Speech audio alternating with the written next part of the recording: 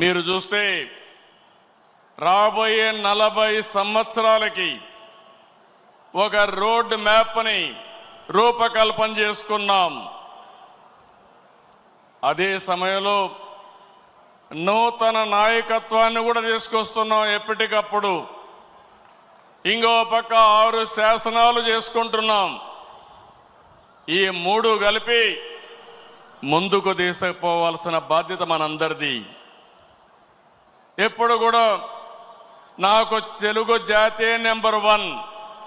నా జీవితంలో తెలుగు జాతి కోసం మళ్ళీ అంటూ ఒక జన్మ ఉంటే తెలుగు గడ్డపైనే పుడతానని మరొక్కసారి మీ అందరికీ విజ్ఞప్తి చేస్తున్నా.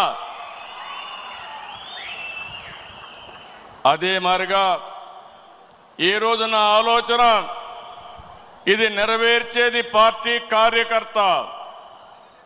అందుకే కార్యకర్తే అధినేత.